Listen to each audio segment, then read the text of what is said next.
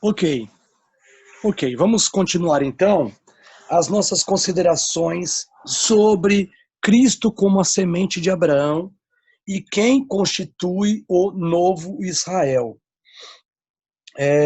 Nesse slide está falando que todo Israel será salvo.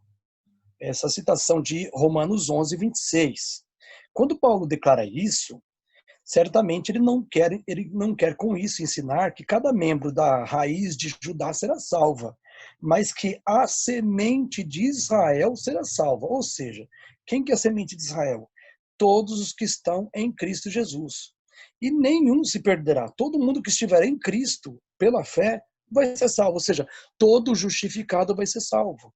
Esses são os verdadeiros israelitas em quem não há dolo. Vamos seguir adiante. Próximo slide. Próximo. Vamos lá. Aí, Bruno, obrigado. Nem Jesus, nem Paulo nos estão falando em alegorias quando nos dizem os que são filhos de Abraão. Estão nos dizendo quem são os verdadeiros filhos de Abraão. Abraão foi justificado pela fé. Por isso foi pai de Israel. Todos os que são justificados pela fé são filhos de Abraão. Então, na verdade, não só pai de Israel, ele foi vamos dizer assim, pai de muitos povos, né, de muitas nações. Ou seja, por que de muitas nações? Porque de todas as nações, todas as famílias da terra seriam benditas em Abraão, ou na sua descendência, porque haveriam de crer como Abraão na descendência de Abraão, ou seja, em Jesus. Todos aqueles que creem em Jesus são também filhos de Abraão na fé. Portanto, nós temos aí um divisor de águas sobre aqueles que são verdadeiros israelitas e aqueles que não são. Próximo slide. Vamos continuar então. Nossas considerações estão caminhando para o fim. Vamos lá.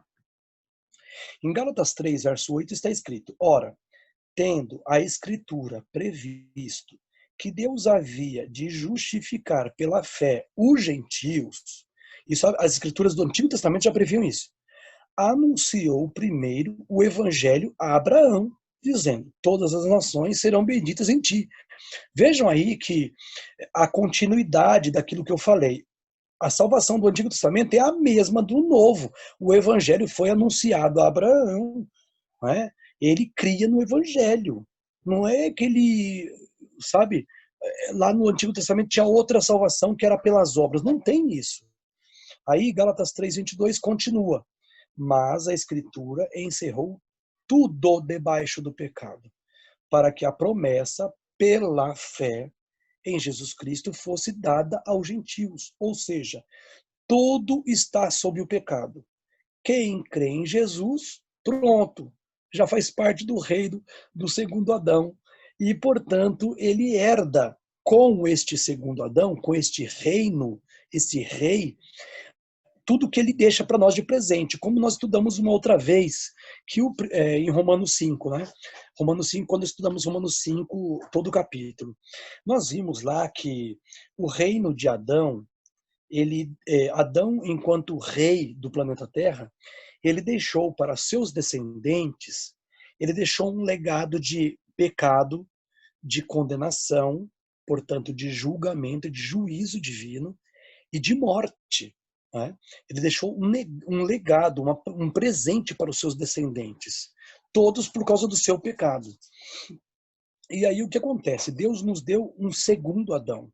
E esse segundo Adão também é rei como o primeiro. Só que para eu pertencer ao reino desse segundo Adão, eu tenho que crer nele. Aí, eu crendo nele, eu já me faço participante do reino dele e também herdeiro das coisas que ele nos deixou. O que esse segundo Adão deixa para a sua posteridade? Ele deixa para lá. Ele deixa justiça, ele deixa justificação, ele deixa vida, ele deixa paz. Então, tudo que o reino de Adão não te oferece, o reino de Jesus te oferece. Então, vejamos aí, vamos seguir o próximo slide. Então, aí, seguindo ainda naquela abordagem de que Jesus é a semente de Abraão. A semente de Israel é Jesus Cristo. Também é o rei dos judeus. João 1,49, quando falaram para Natanael, ou melhor, quando Natanael chegou para Jesus, e Jesus falou assim, eis que eu te vi debaixo da figueira, antes que os amigos chegassem lá para te chamar, eu te vi debaixo da figueira, ele falou assim, Rabi, tu és verdadeiramente o Filho de Deus, é o Rei de Israel. Então ele chama Jesus de Rei de Israel, e ele é.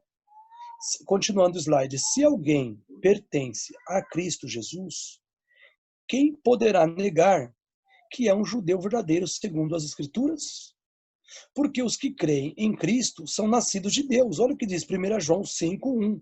Está escrito assim, ó, todo aquele que crê que Jesus é o Cristo é nascido de Deus. E todo aquele que ama ao que o gerou, também ama o que dele é nascido. Ou seja,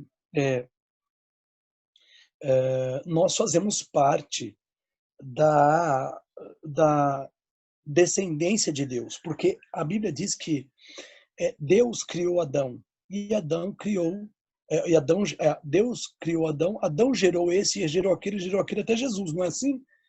Então, e aí o verso diz assim que quem crê em Jesus que Jesus é o Cristo é nascido de Deus, portanto nós somos descendência de Abraão, de Adão mesmo.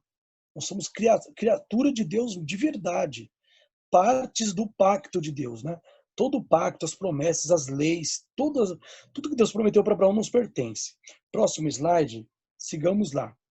Aí diz ainda que por conta de nós crermos em Cristo, nós nos tornamos com isto participantes da natureza divina, porque Cristo é Deus. Então ele diz assim, pelas quais ele nos tem dado grandíssimas e preciosas promessas, para que por elas fiqueis participantes da natureza divina, havendo escapado da corrupção que pela concupiscência há no mundo. Exatamente, irmãos, não é uma questão só de justiça imputada. Não. A justiça imputada é preciosíssima, tem um objetivo, mas a justiça comunicada, ela tem o seu lugar. E aí, nesse verso, está falando que nós nos tornamos participantes da natureza divina, ou seja, quando nós cremos em Cristo, o Espírito Santo nos é dado para viver de maneira diferente, para que Deus opere em nossa vida uma transformação, a mudança do que era antes para o que é depois de Cristo. Próximo slide, vamos seguir. Está escrito o seguinte, vamos lá, Brunão. A igreja, esse como se fosse um subtítulo desse estudo, né? A igreja gentil não é um corpo separado de Israel. Presta atenção. A Galácia, vocês sabem a região da onde ficava uma igreja que Paulo chama de Gálatas. Então vamos lá. A Galácia chegaram alguns ensinando que era necessário que os gentios se tornassem filhos de Abraão por meio de uma cirurgia na carne. Ou seja, chegou um grupo lá de crentes, né, lá na região da Galácia, dizendo assim, vocês querem ser filho de Abraão, vocês têm que participar da circuncisão. Vamos continuar o slide. Aos que assim ensinavam, chamamos judaizantes, porque insistiam que para ser cristão, alguém primeiramente tinha que ser judeu. Ou seja, para você ser salvo em Cristo, você primeiro tem que ser circuncidado. Você tem que passar por uma cirurgia. Você tem que fazer aquela cirurgia, aí você se torna judeu. Agora você pode ser cristão. Entendeu? O cristianismo, ser membro do corpo de Cristo, estava condicionado a ser judeu. Se você for judeu, aí você pode entrar no corpo de Cristo. Próximo slide. Vamos lá, então, ver como Paulo aborda isso. Está escrito assim, o apóstolo Paulo não negava que os gentios tinham que ser parte de Israel. Efetivamente, todo Israel será salvo. Romanos 11, 26. E unicamente Israel. Por quê? Porque, como Jesus disse, a salvação vem dos judeus. João 4, 22. O que Paulo refutava por parte dos judaizantes era o método errôneo que os judaizantes ensinavam, para integrar aos gentios, para agregar ao Israel os gentios, colocá-los como parte do Israel de Deus. A mensagem de Paulo era diferente, era assim: Abraão foi justificado por fé antes da circuncisão. E todo gentio que é justificado pela fé se torna filho de Abraão.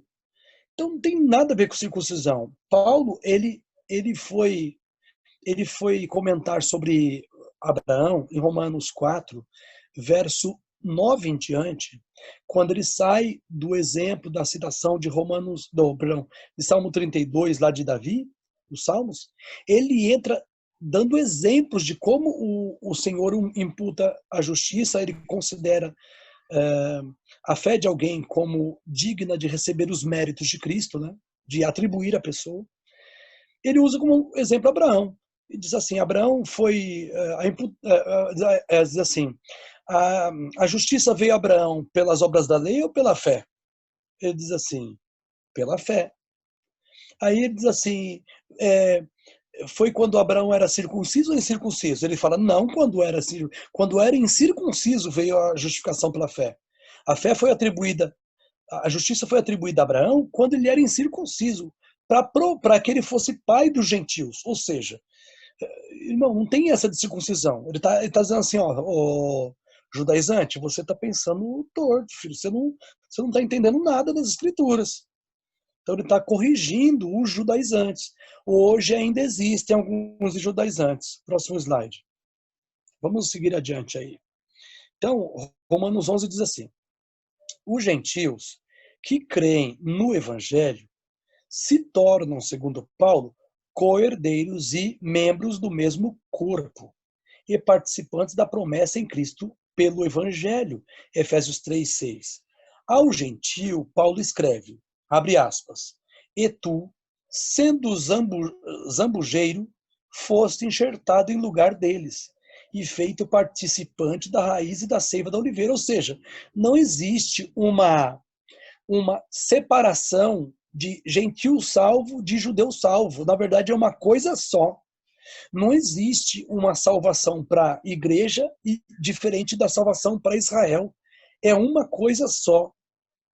E não existe separação corpórea, do tipo, o corpo de salvos israelitas é uma coisa e o corpo de salvos gentios é outra. Não, é um só. Próximo slide. Vamos lá então, Bruno. Então aí diz assim, agora sim. Uma vez separados da comunidade de Israel e estranhos às alianças da promessa, segundo Efésios 2:12, agora os gentios são, em Cristo Jesus, vós que antes estáveis longe, já pelo sangue de Cristo chegastes perto. Sendo filhos de Abraão, agora é o comentário, tá? Parte da cidadania de Israel e participantes das promessas de Deus a Israel, os gentios crentes, formam então parte da casa de Israel. Ou seja, você, irmão e irmã que está me ouvindo, você é israelita se você crê em Jesus. E é claro, né? Não da boca para fora, crer, eu creio, de verdade, de coração, pronto, acabou. Você é israelita. Próximo slide.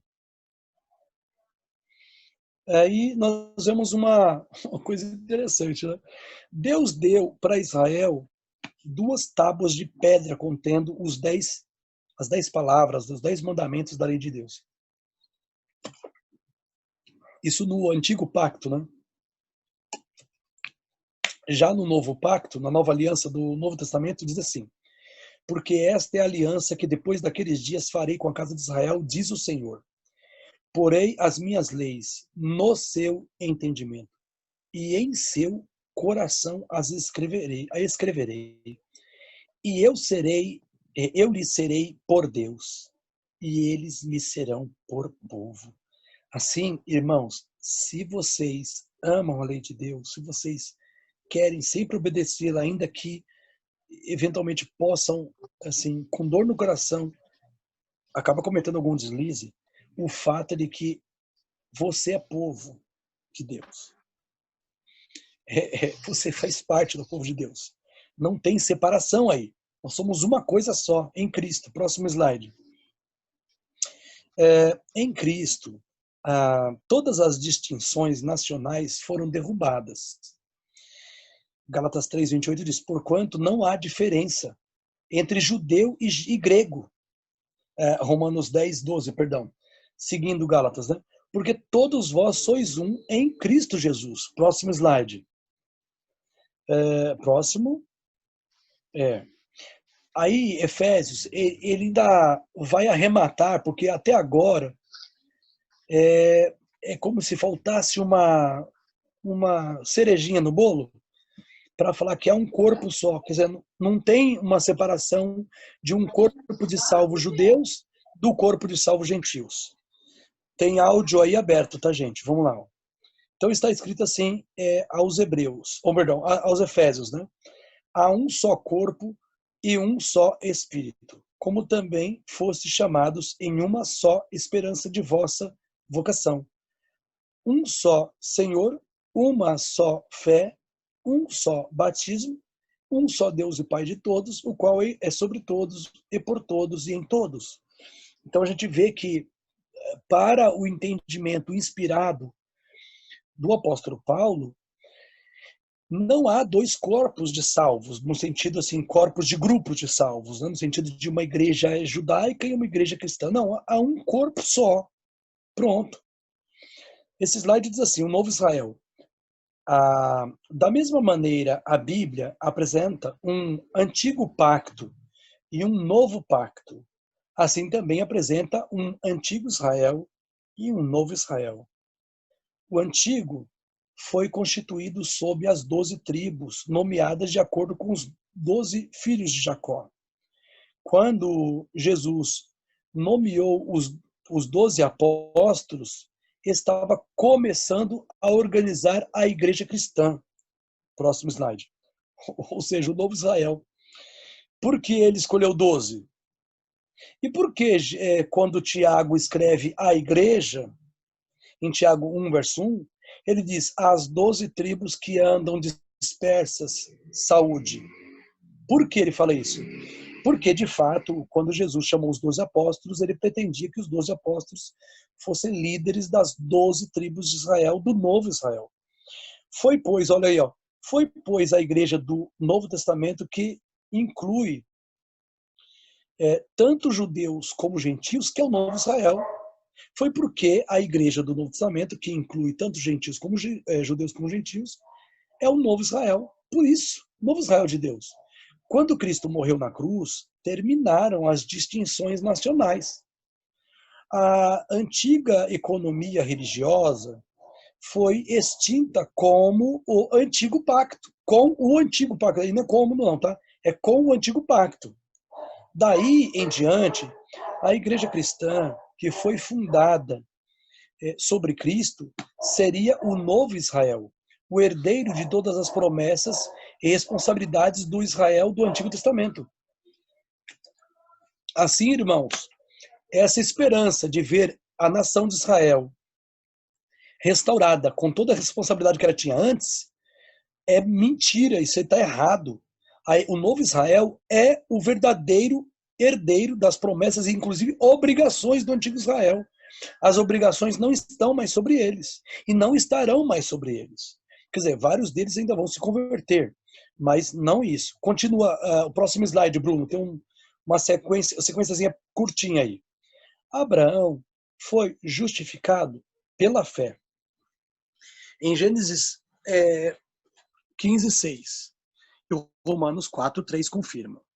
Da mesma maneira que Abraão tinha 2 filhos, Ismael e Isaque, assim também sempre houve 2 classes de judeus.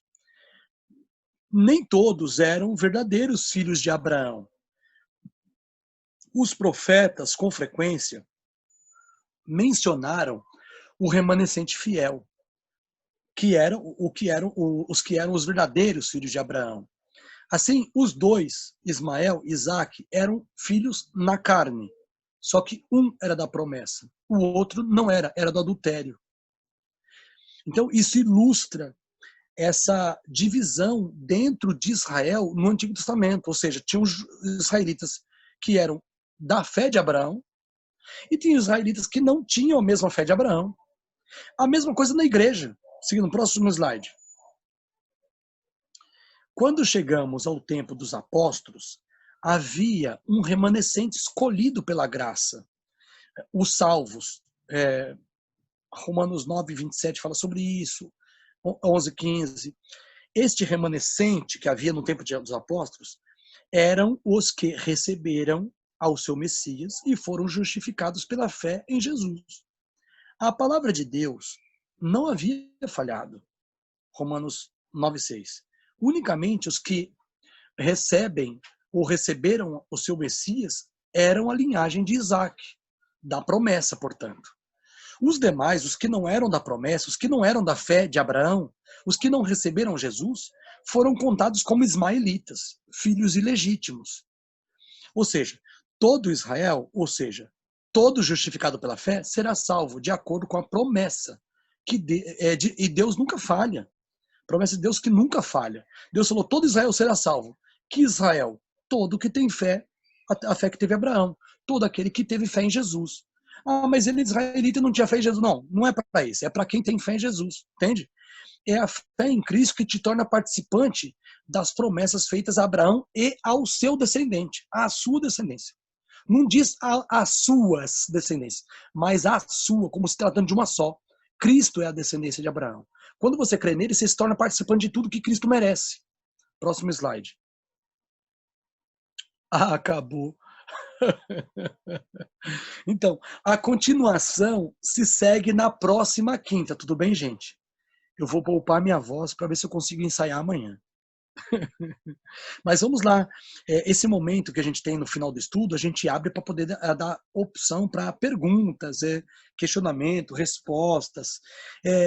E eu vou fazer uma pergunta para vocês. O estudo esclareceu ou trouxe confusão? Vocês podem abrir o áudio e participar. Para mim foi muito esclarecedor, né? Principalmente porque há igrejas, não na nossa denominação, eu não vi nenhuma vez, pelo menos, né? Mas há outros irmãos de outras denominações que creem na dicotomia entre Israel como povo, como nação, e o Israel espiritual, que são os descendentes, né? Os que têm fé em Cristo. Inclusive, quando Cristo diz, ele está profetizando acerca da destruição do templo no ano 70, e ele diz, eu digo que essa geração não passará sem que tudo isso aconteça. Uhum. Há algumas visões proféticas de outras denominações que eles pensavam assim. Como Israel, em 1918, se eu não me engano, virou uma nação novamente, 18, 28, enfim, eu não lembro. 48. 48. Como Israel virou a nação novamente em 1948, eles contam 70 anos depois disso para falar, então Cristo vai voltar depois de 70 anos de 1948. Se eu não me engano, findou-se em 2018 isso. E obviamente não aconteceu. Não. Então, é muito bom para a gente conseguir combater, principalmente explicar para essas pessoas que acreditam dessa forma. Muito bom. Tem um estudo... Oi, pode falar. Oi, sou eu. Boa noite. Boa noite a todos aí, irmãos. Manda aí. Boa noite, André. Deixa eu falar. Você mencionou Tiago 1:1, né? Fala de Israel e tal. Tem um texto em Mateus também que Jesus fala que quando aqueles que abandonarem tudo por ele, né, ganharão 100 vezes mais. E quando eles respondendo uma pergunta de Pedro, né? Depois do episódio do jovem rico ali, respondendo a pergunta de Pedro, ele diz assim que os discípulos se assentariam sobre as 12 tribos do céu. Eles seriam 12 tronos, né? Isso. Julgariam as tribos de Israel. Isso, julgariam as tribos de Israel. Quando a gente vai para Apocalipse, a gente vê que na Cidade Santa, a Cidade Santa ela é dividida, ela é um cubo perfeito, né? Segundo as medidas que é dado em Apocalipse. É um cubo perfeito, ela tem a mesma medida para cima, para o lado, e a profundidade é a mesma. Sim. E as tribos, segundo o Apocalipse, elas são dispostas, né? Elas são organizadas de 3 tribos para cada lado, né? Da cidade. Então, assim, você falou assim que quando Jesus ele escolheu os 12 apóstolos, ele tinha a ideia, né, de juntar as 12 tribos. Mas esse propósito ele não foi mudado. Isso ainda vai acontecer, né? Sim, sim, é verdade. É isso mesmo. Porque, assim, a impressão que dá, na verdade, não é nem a impressão. Na cabeça de alguns, eu estou te falando isso por conta de uma discussão sobre o 140. Você sabe qual é, não vou entrar nisso aqui Sim, agora, sim, sim, sim. né? Isso daria uma manga. Uhum. Mas alguns usam de argumento dizendo assim que não, as 12 tribos foi dispersas e que elas nunca mais vão voltar. Na Uhum. verdade, aqui na Terra pode até ser que as 12 tribos não se juntem, mas no céu essas tribos estarão lá, né? Por essas evidências, né? Sim, e serão de quando em quando, né? Vai haver a reunião das tribos, né? É isso aí mesmo. Oi. Ah, é a, É a Lavínia, é a Lavínia. Lavínia. E aí? Outro comentário que eu quero fazer Pode aqui. Você falar. pode falar, Samuel, pode falar. Se quer falar, pode falar. Pode falar. Não, eu estou esperando. Pode falar. Outro comentário que eu quero fazer é quando você falou sobre vir primeiro a justificação, né, a imputação da justiça de Cristo e depois as obras. É interessante notar que, assim, se as obras viessem primeiro, a gente não teria como entender por quê. Primeiro vem a salvação, a gente tem que primeiro ir para Cristo, para depois ele enviar o Espírito e nós recebermos o Espírito e fazemos as obras. Se nós fizermos as obras primeiro, nós não teremos o Espírito de Deus para fazer as obras. Então é impossível vir as obras antes da salvação. Então nós temos que primeiro nos chegar a Cristo e com isso a consequência serão as obras. Uma Agora, coisa que... pode Isso, falar. você pode falar. Não, uma coisa que precisa ficar clara é o seguinte, que até nós não estudamos nessa série, desde quando começamos esse grupo, nós não estudamos ainda, que é o batismo do Espírito Santo. Faz parte da revista que eu estou traduzindo. Eu estou traduzindo a revista para o Ricardo Marim, para colocar no meu blog, né, no meu site, e todo mundo vai ter acesso à revista. Blog desde quando? Eu criei recentemente, André, só que o que acontece? Eu não tenho artigos prontos. Então, como já tem artigos prontos do Ricardo Marim e eu só preciso traduzi-los, então eu estou traduzindo para colocar no site, no blog, que é a Acrópole da Fé. Só que não tem nada lá ainda. Inclusive, eu não formatei eu não dei o visu, sabe, legal, o visual legal para ele ainda, sabe? Eu preciso dar um visual pro sites e pro blogzinho, chamados a consultar. Se quiser colocar artigo também, é só falar com a gente. Criar artigo e colocar lá, coloca. Mas é isso aí, gente. Outra coisa, pode falar. só uma última. Você mencionou 2 Pedro 1,4, né? Que Sim. nos tornamos participantes da natureza divina. Sério, eu não consigo mais nem contar quantas vezes eu ouço esse texto para dizer que seremos perfeitos. O André tá no grupo comigo, ele sabe. Você já viu o vídeo que eu já te mandei, esse texto sendo usado. No grupo em um grupo que a gente tá, depois eu te conto. Sim. E aí, você já deve ter ouvido também, e eu já te mandei um vídeo que a pessoa usou. Que é só pela misericórdia. O Bruno me colocou lá, rapaz, você é louco. É bem assim. E aí eles usam muito esse texto para dizer que seremos perfeitos, porque nós seremos natureza divina. O que você me diz disso? Misericórdia. Eles usam muito, tem textos que são chaves para eles, né, para os perfeccionistas. Um é esse aí de Pedro 4, 1:4, né? O outro é Gálatas 2:20. O outro é Colossenses 1, verso 27. Só que se eles forem para o 28, eles tomam um rodo tremendo. Então, eles têm vários textinhos desses aí, que assim, se eles leem o verso antes, o verso depois, acaba com eles, mas eles não notam isso, sabe? Então, como a gente já tem uma experiência com esse negócio, nós estamos espertos com eles.